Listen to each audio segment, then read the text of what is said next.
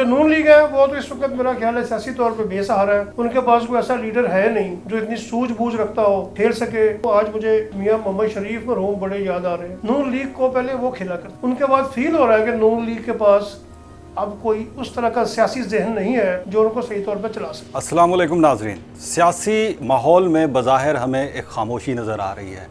ऐसा लगता है कि जैसे सब कुछ थम गया है, लेकिन बाज़ दफ़ा खामोशी के पीछे भी तूफ़ान छुपा होता है। कहीं ऐसा तो नहीं कि हुकूमत जो बड़े खुश हो रही है कि पीडीएम जो है वो ठुस हो गई है, वो अपने ऊपर ही खुदकुश हमला उसने कर लिया है और वो समझ रही है कि अब उसको किसी मसले का सामना नहीं है।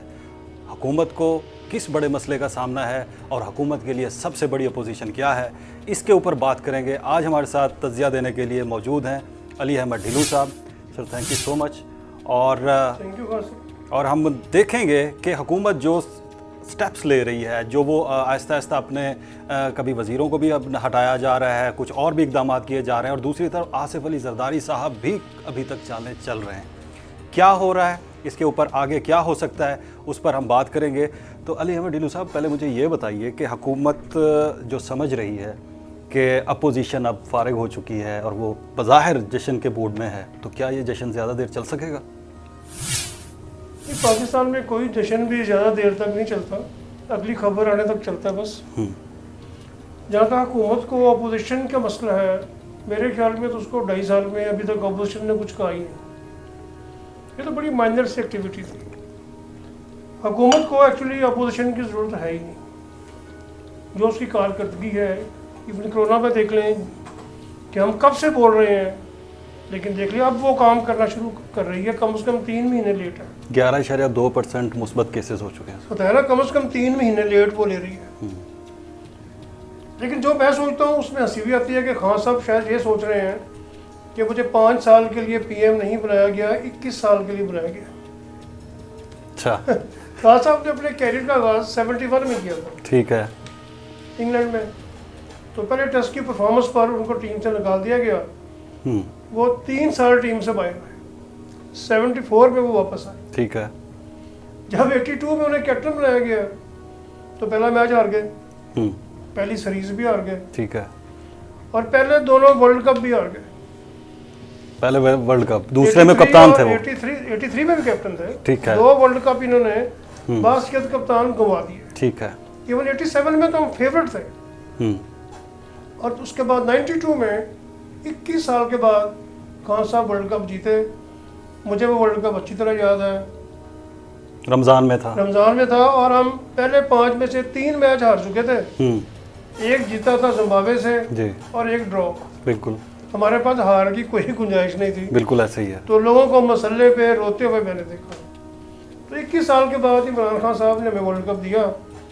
लेकिन आपको ये भी मज़े की बात बताऊं, उसके बाद क्रिकेट की एस्टेब्लिशमेंट ने उनको क्रिकेट से निकाल दिया। यानी क्रिकेट में उनकी कोई जगह नहीं रही। वर्ल्ड कप जीतते ही उनकी क्रिकेट खत्म होगी। हालांकि वो आगे इंग्लैंड जाना चाह रहे थे, नहीं जा सके। तो इसका मतलब तो मेरी रिक्वेस्ट उनसे यही है कि जनाब आपको इस दफा 5 साल की हुकूमत नहीं मिली है, 21 साल नहीं। 21 साल अगर आपके ज़हन में ये है कि मैं मैच हारूंगा, सीरीज हारूंगा, वर्ल्ड कप हारूंगा, तो मुझे कोई नहीं निकालेगा। आप ऊपर जाओ लाख और नवाज शरीफ नहीं है फ़ोन करके आपको दोबारा कप्तानी देने के लिए, ना रिक्वेस्ट करने के लिए। अब आपने अपने बाजुओं पे खेलना और जिस स्पीड से आप खेल रहे हैं तो मुझे इस वक्त नहीं लग रहा कि आपको ज़िमनी इलेक्शन भी जीत सकते हैं। क्योंकि उसकी वजह यह है कि आपकी दौरे हुकूमत में कौम का मोरल गिर चुका है। मेरे दोस्त हैं रमीज़ राजा, आपके साथ टीम में खेलते थे। वो ये कहा करते थे कि इमरान खान साहब मैच हारने के बाद भी हमारा मोरल नहीं गिरता, इसलिए हम अगले मैच में परफॉर्म कर जाते हैं।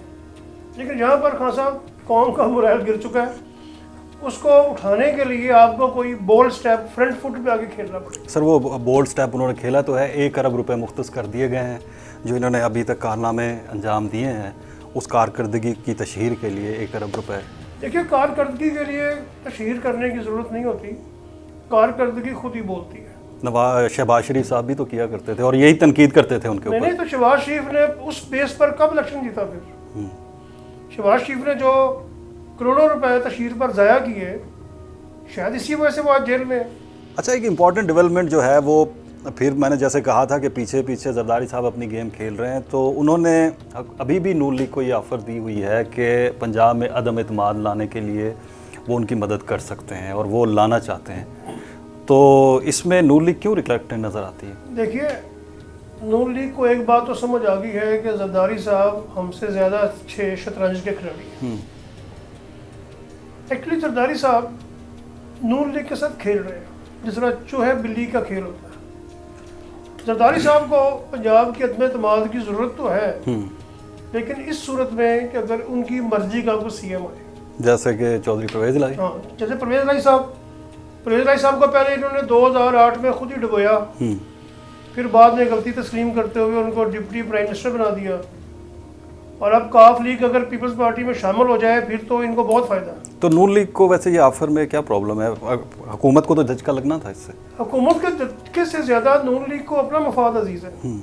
अगर चौधरी परवेज़ लाई बन जाते हैं, चौधरी परवेज़ लाई कोई आम आदमी तो नहीं है, वो भी कद काठ वाले आदमी है, वज़ादार आदमी है, तो मुमकिन है कि वो दोनों को खा जाए। तो इसका मतलब है कि बुज़दार जो है वो इनकी भी फेवर में है, नून लीग की भी फेवर में है। जी हाँ, बुज़दार साहब की अच्छी परफॉर्मेंस है, मैं बुरा ना बनाइएगा, मैं बुज़दार साहब के हक में हूँ कि उनकी परफॉर्मेंस ज़ाती तौर पे अच्छी है। जो उनको विकेट मिली है उस पर वो अच्छा खेल रहे हैं, लेकिन वो विकेट उनको तो शहीर की तशहीर आती नहीं। लेकिन ये भी तो कहा जाता है कि बुज़दार साहब एक भी शॉट जो है अपनी मर्जी का नहीं लगाते, वो भी उनको कानों में जो है ना, वो जिस तरह से IF भी लगी होती है तो वो खान साहब भी खिला रहे होते हैं कि इस तरह से खेलो, इतना खेलो, इससे ज़्यादा मत खेलो। खान साहब तो खुद शॉट नहीं खेल रहे, उन्होंने इनको क्या खिलाना है? बिल्कुल ठीक है। लेकिन Buzdar is going good, he is a gentleman. उन्होंने किसी से कोई सियासी गुस्सा नहीं रखा, सियासी रंजिश नहीं रखी, और किसी एक डिस्ट्रिक्ट पर, हालांकि मेरा ख्याल था शुरू में उनको सारे पैसा वो भी DG खान ही ले जाएंगे, वो नहीं लेकर गए। उन्होंने कोई ऐसी बात नहीं की जिस पर मैं उनके खिलाफ हो जाऊं। हाँ, वो शोबाज शरीफ की तरह शोर नहीं डालता कि लुक बिजी डू नथिंग। उन्होंने हर चीज़ लाहौर में नहीं लगाई हुई, अब LDA के जरिए कमाइयाँ नहीं की, अंधी नहीं डाल दी जिसको पंजाबी में कहते हैं, वो बुज़दार ने नहीं की। किसी को हथकड़ी नहीं लगाई, किसी की बेइज्जती नहीं की। हम मुझे माइंड करते हैं पंजाबी, मेरा ख्याल है पंजाबी चाहते हैं कि बेइज्जती हुआ करे, हथकड़ियाँ लगे, सस्पेंड हो, फिर वो समझते हैं कि गवर्नमेंट बड़ी परफॉर्म करे। तो ब्यूरोक्रेसी खुश है बुज़दार साहब से? नाराज़ भी नहीं है, खुश भी नहीं है, अपना काम कर रही है ब्यूरोक्रेसी, इस पर उतना ज़्यादा प्रेशर नहीं है। लेकिन ब्यूरोक्रेसी भी 30 साल से आदी हो गई थी झटकियों की, गालियों की, सस्पेंड होने के ख़तरे से। अब मैक्सिमम सजा क्या होती है? ट्रांसफ़र हो जाती है। तब्दीली सरकार ने एक बड़ी तब्दीली की है, हफीज़ शेख साहब उसको हटा मैं पहले आसिफ जरदारी साहब की बात मुकम्मल कर लूँ। जी, जरदारी साहब एक्चुअली इस वक्त इस खेल में है कि PDM को पहले उन्होंने अपनी मर्जी के मुताबिक खेली है, वो PDM से बाहर नहीं जाना चाहते। अब वो चाहते हैं कि PDM दोबारा एक्टिव हो। एक्चुअली वो चाहते ये हैं कि कोई उन्हें ना छेड़े, उनके किसी साथी की शहद की बोतल दोबारा शराब की बोतल ना बनाई जाए, ठीक है, उनके बैंक अकाउंट्स ना तंग हों, रॉइन वार भी बच जाए। फिर वो ये भी चाहते हैं कि जो मेरे देव के केसेस हैं मुझे थोड़ा सा रिलीफ रहे। और ये जो उन्होंने ऑफ़र की है ना, ऑफ़र करने का मतलब ये है कि उन्होंने गवर्नमेंट को कहा है कि अगर आप मुझे तंग करेंगे तो ये मेरे पास ये ऑप्शन मौजूद है, तो मेरे पास ये ऑप्शन है, मैं आपको फिर तंग करूँगा। बिल्कुल ठीक है। और जो नून लीग है वो तो इस वक्त मेरा ख्याल है सियासी तौर पर बेसहारा है, उनके पास कोई ऐसा लीडर है नहीं जो इतनी सूझबूझ रखता हो, खेल सके। और आपको सही बात बताऊँ, आज मुझे मियाँ मोहम्मद शरीफ मरहूम बड़े याद आ रहे हैं। अच्छा, नून लीग को पहले वो खेला करते थे, ठीक है, आज वो नहीं रहे, अल्लाह उनको जन्नत में जगह दे।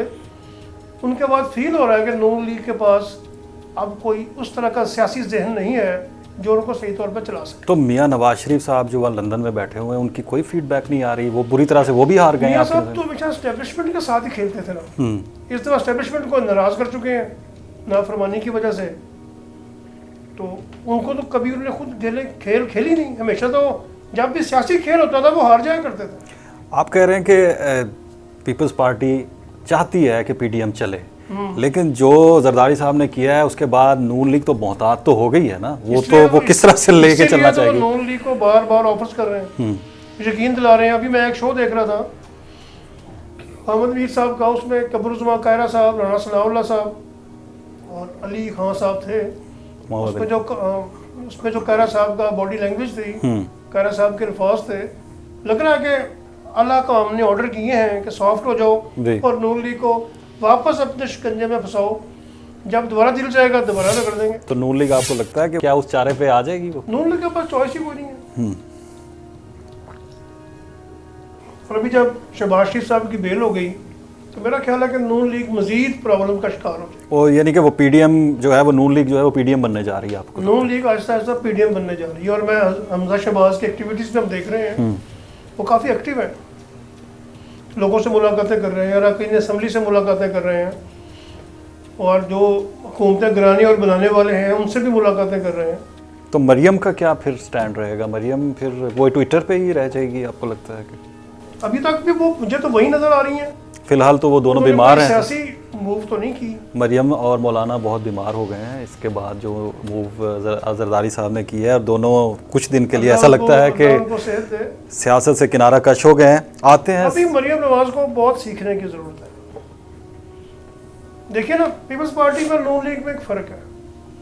पीपल्स पार्टी अपनी औलादों को पॉलिटिक्स सिखाती है, पढ़ाती है। नून लीग का किसी एक को देख लें, उसने कोई पॉलिटिक्स में तालीम हासिल नहीं की। आखिर यूनिवर्सिटी इंस्टीट्यूशंस आपके स्टाइल पर फ़र्क तो डालते हैं ना। बिल्कुल डालते हैं। बेनज़ीर को देखें, एक्सपोर्ट की सदर रही। बिलावल को देखें, बेशुमार इंटरनेशनल इंस्टीट्यूशंस में उसने पढ़ाई की। तो नून लीग की क़यादत की औलाद ने कहाँ की? बिल्कुल सही बात है। और बेनज़ीर भुट्टो, नवाज, हुसैन नवाज, शमसा शहबाज, ये कहाँ पढ़ते रहे? एग्जैक्टली। बेनज़ीर भुट्टो का तो जितना एक्सपोजर है, इंटरनेशनल एक्सपोजर है उनका, और वो भुट्टो तो उनको साथ लेके भी जाते रहे हैं, इंडिया लेके जाते रहे। बिलावल को अंडर एस्टिमेट ना करें, ठीक है। पॉलिटिकली वो साउंड है। फिर उसके घर की ट्रेनिंग, बाप आसफ जरदारी, बेनज़ीर भुट्टो, तो उसने जो जीन्स में लिया है, जो सीखा है, ये बड़ी एडवांटेज होती है। तब्दीली सरकार ने एक बड़ा फैसला किया है, उन्होंने हफीज़ शेख को हटा के अब हमाद अज़हर को ला रहे हैं, तो आपको क्या लगता है? ये वाकई बहुत अहम फैसला है, और हमाद अज़हर के नौजवान कंधों पर बहुत बड़ा बोझ रख दिया गया है। उनके लिए बहुत बड़ा इम्तहान है। वो हमारे साबिक़ गवर्नर मियां अज़हर के साहबजादे हैं। मियां अज़हर ने भी अपनी शराफत और ईमानदारी से बड़ा नाम कमाया था, और एज ए गवर्नर पंजाब उन्होंने बड़े बड़े अच्छे फैसले भी किए थे, और बेशुमार वो फैसले भी किए थे जो मियां फैमिली को पसंद नहीं थे, इसलिए उनके आपस में इख्तलाफात हो गए। पहले इनकी बड़ी दोस्ती थी। हमाद अज़हर के मेरी मुलाकात तो नहीं है, लेकिन उनसे इंटरव्यूज़ देखे हैं उनके। ही इज़ ब्रिलियंट जेंटलमैन है, यंगस्टर है, लेकिन मेरा ख्याल है कि वजारत ख़जाना इस वक्त हमारा कांटों की सेज है, सबसे मुश्किल वजारत है। देखिए, फेवरेट असद उमर भाग गए वहाँ से, बिल्कुल, उसी में शबर जदी आके भाग गए, अब हफीज़ शेख को भी जाना पड़ रहा है। तो हमाद अज़हर के लिए मेरा ख्याल है कि बहुत मुश्किल चैलेंज है इस वक्त। तो आप किसी को भी लाकर वज़ीर ख़ज़ाना पाकिस्तान का बनाएं तो उसकी कामयाबी मेरे ख्याल में सिर्फ 10% है। अल्लाह करे हमाद अज़हर के लिए और पाकिस्तान के लिए ये फैसला अच्छा हो, लेकिन एक मुश्किल टास्क है हमाद अज़हर के लिए। मेरी नेक ख्वाहिशात हमाद अज़हर के साथ है। लेकिन आपको नहीं लगता कि एक तासुर को ख़त्म करने की कोशिश कर रही है गवर्नमेंट के? वो एक बना हुआ है कि जी आपका वज़ीर ख़ज़ाना जो है वो भी IMF से है, आपका जो गवर्नर स्टेट बैंक है वो भी IMF से है, तो शायद वो तासुर ख़त्म करने की कोशिश की जा रही है कि हमाद अज़हर साहब को वो, जैसे आपने कहा कि कुर्बानी का बकरा टाइप बनाया जा रहा है, तो ये उस तासुर में हमाद अज़हर साहब रगड़े जाएंगे? नहीं, रगड़े नहीं। मेरा ख्याल है कि वो एक चैलेंजर बन जाएगा, वो कबूल करेगा, वो मेहनत भी करेगा जिस तरह उसने अपनी प्रीवियस मिनिस्ट्री में किया है। तासर, मेरा ख्याल है मौजूदा गवर्नमेंट किसी तासर की परवाह तो करती नहीं है, ना उनको पता चलता कि इस वक्त इंप्रेशन क्या है हमारा पूरी कौम में, पब्लिक हमें क्या समझ रही है, वरना इतना कौम का मोरल मेरा नहीं ख्याल गिरना चाहिए था। नहीं गिरना चाहिए था। लेकिन सर, अगर पूरी टीम और पूरी काबीना की बात की जाए तो आपको क्या लगता है कि इस वक्त जो पूरी टीम लेके चल रहे हैं, बात करें अगर हम उनकी, तो फैसल वाडा जैसे लोग उनके पास हैं, जुल्फी बुखारी साहब जैसे लोग हैं, और शहरियार अफरीदी साहब भी हैं जो तो जिसको वोट डालना नहीं आता उसको कश्मीर आज़ाद कराने की जिम्मेदारी सौंपी हुई है। इतनी बड़ी, ये तो नज़र आ रहा है किस गवर्नमेंट ने सही जगह पर सही बंदे नहीं लगाए। फील्डिंग ठीक नहीं है उनकी। बिल्कुल, उन्होंने अपनी फील्डिंग सही सेट नहीं की। फवाद चौधरी को साइंस टेक्नोलॉजी दे दी है, ही इज़ लॉयर। बिल्कुल, उनको वो कानून से मुतल्लिका चीज़ देनी चाहिए थी, उनको साइंस में धकेल दिया है। शिबली फराज को मेरा ख्याल है शेर व शायरी की कुछ देनी चाहिए थी। आप फरदौस आशिक़वान देख लें, पंजाब में आ गई हैं। क्या पंजाब में उन्हें कोई अपना MPA नहीं मिला? तो ये क्या कोई फेवरेटिज्म है या उन्हें समझ नहीं आ रही? हुए एक्सपीरियंस की कमी है। तो ये 5 साल आपको पूरी करती नजर आती है गवर्नमेंट? 5 साल तो वो इसलिए पूरे कर जाएंगे कि उनको कहीं से खतरा कोई नहीं है। यानी उनको जो अपोजिशन मिली है वो तगड़ी मिली नहीं है? अपोजिशन तगड़ी नहीं मिली है, हालात ऐसे हैं कि कोई दूसरा जल्दी गवर्नमेंट लेने को तैयार नहीं, फौज मार्शल लगाने को तैयार नहीं, क्योंकि फौज तो हमेशा उस वक्त मार्शल लगाती है जब मुल्क की मैशत बड़ी आइडियल होती है। तो मैं ये जानना चाह रहा हूँ कि जो अवामी मसाइल हैं वो उनका क्या बनेगा? अपोजिशन तो आप कह रहे हैं कि फारिग हो चुकी है, तो अवाम के मसाइल कौन हल करेगा? लेकिन देखिए मुझे बताइएगा, ये फ्रेंडली अपोजिशन ने अवाम की बात कब की है? उनको तो अपनी पड़ी हुई है, अपनी करप्शन बचाने के लिए सारी मूवमेंट है। जमहूरी जद्दोजहद कहाँ दिखाई दी आपको? सरदारी साहब ने अचीव कर लिया, नून लीग अभी नहीं कर सकी। उनको मुकदमात का सामना, ये तो मुकदमात बचाओ की तहत था। तो अब आपको लगता है कि ये सारा कुछ होने के बाद, एक्सपोज होने के बाद अपनी गलतियों को सुधारेगी अपोजिशन, या कुछ आपको लगता है कोई बेहतरी की तरफ जाती हुई अपोजिशन नजर आती है? तो कोई उम्मीद नहीं है, लेकिन मैं गवर्नमेंट से उम्मीद लगाना चाहता हूँ कि अभी उनके पास काफ़ी टाइम है। आज भी वो अगर थोड़ा सा अपना जहन खुला करें, वो बोल्ड फैसले करें, सही बंदे को सही जगह अपॉइंट करें, तो हालात बेहतर हो सकते हैं। जो लीडर होता है वो मुश्किल हालात में ही पहचाना जाता है, अच्छे हालात में तो सारे लीडर होते हैं। हमें इमरान खान साहब से बड़ी उम्मीद है, क्योंकि इसके बाद हमें और कोई नज़र भी नहीं आ रहा। हमारी ये बहुत बड़ी ट्रेजेडी भी है कि खान साहब को निकाले तो किसको लेकर आए? किसको लेकर आए? माशाल्लाह इतनी दफ़ा देख चुके हैं, पीपल्स पार्टी और नून लीग को भी इतनी दफ़ा देख चुके हैं। उन्होंने कुछ करना होता तो पहले कर चुके होते।